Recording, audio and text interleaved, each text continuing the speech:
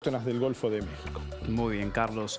Vamos a seguir hablando ahora de la Beatlemanía que no se detiene. Lo anticipaba hace minutos Delphi, ¿no? Con esta noticia de impacto mundial durante la semana, la posibilidad de volver a escuchar a los 4 de Liverpool, a los 4 Beatles, gracias a la inteligencia artificial. Un cassette inédito que estaba perdido por ahí, que ahora sale a la luz y podemos disfrutarlo ya casi 40, 50 años de la disolución del mejor grupo, la mejor banda de todos los tiempos. Vamos a hablar de este tema con Augusto Salvato, especialista en nuevas tecnologías. Para entender, en primer lugar, Augusto, buen día, gracias por recibirnos.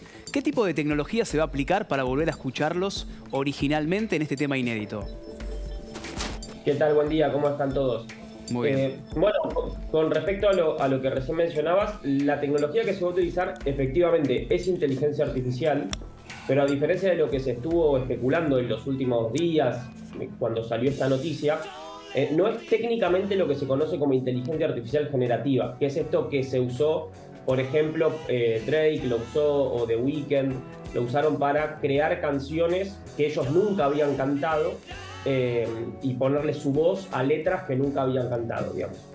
Lo que hace esta inteligencia artificial, concretamente la que opera detrás de la canción que recién mencionábamos, es básicamente intentar limpiar el audio, extraer la voz de John Lennon por un lado, separarla del piano y de los otros instrumentos y permitir entonces remasterizar, digamos, de una forma mucho más profesional una obra que al día de hoy es inédita porque nunca fue masivamente publicada.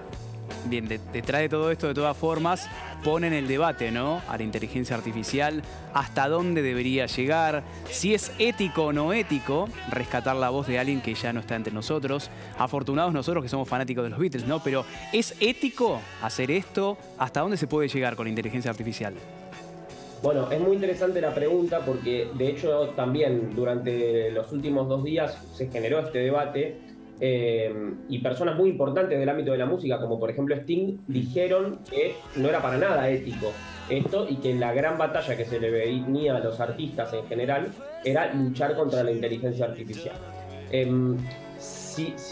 Probablemente si tomamos todas estas declaraciones, algunas son muy entusiastas. Por ejemplo, Paul McCartney habló de que esta tecnología es el futuro y entonces había que explorarla.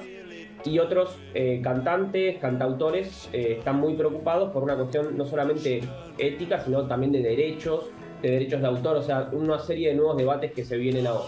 Si queremos poner un equilibrio, digamos, entre estas miradas, lo que podemos decir es que hoy estamos en un ciclo de exploración de la inteligencia artificial, donde se están probando cosas nuevas, donde se está corriendo un poco el límite de lo que creíamos que se podía hacer y lo que no, y probablemente ahora van a tener que venir, como decíamos, estos debates, regulaciones, qué se puede hacer y qué no, porque por ejemplo, tranquilamente nosotros hoy podríamos tomar la voz de John Lennon o de cualquier otro artista y ponerle una letra que nosotros quisiéramos, no sé, ponerlo a John Lennon cantando el himno de la Argentina, digamos. Claro. Entonces ahí ya estamos sí pasando quizás un límite ético de hacer decir a alguien algo que no dijo y hacerlo pasar como real. Eso efectivamente es un límite ético.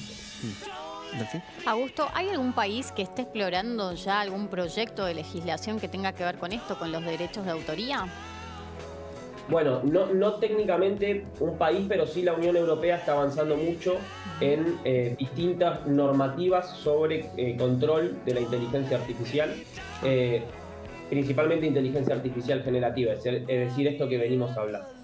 Ahora es muy complejo y realmente muy difícil porque obviamente estos casos son mucho más palpables, sí, pero hay casos que es mucho más difícil. Por ejemplo, esta famosa inteligencia artificial ChatGPT, que también es una inteligencia artificial generativa.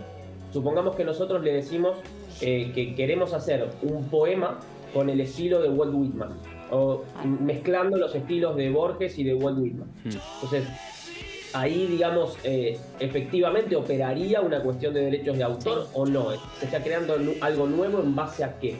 Y en base a dos autores, además. Exacto, y por otro lado son dos.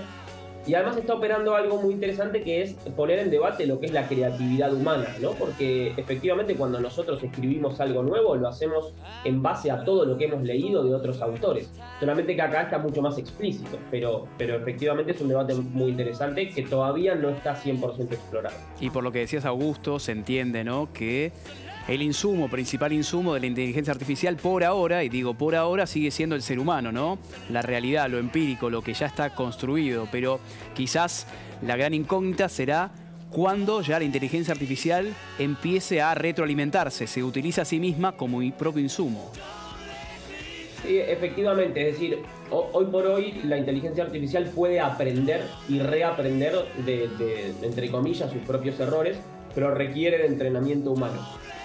Es muy complejo realizar, digamos, inteligencia o desarrollar inteligencia artificial que autoaprenda y tome decisiones sin necesidad de un humano en el medio. Como decíamos al principio, hoy estamos en un ciclo de sobreexpectativas, donde se está explorando por muchos lugares distintos lo que está sucediendo. Hay muchos nuevos usos que hasta ahora no los conocíamos, y eso lo que también genera es gran preocupación, es decir, preocupación de lo que puede llegar a ocurrir en el futuro. Muy interesante. Sí. Muy interesante el debate de Augusto en este caso, pero por lo menos como conclusión es que hay que empezar a conocer, a aprender este nuevo sistema de inteligencia artificial, y para los que somos fanáticos de los Beatles, por lo menos, si es ético o no ético mediante, aprovechar este tema inédito que nos trae en el tiempo, ¿no?, que nos reconstruye parte del pasado. Tal cual, exactamente. Entonces, aprender y conocer es fundamental, y principalmente no tener miedo. Gracias por la comunicación. Muchísimas gracias, Augusto. Un placer recibirte esta mañana. Y seguimos hablando.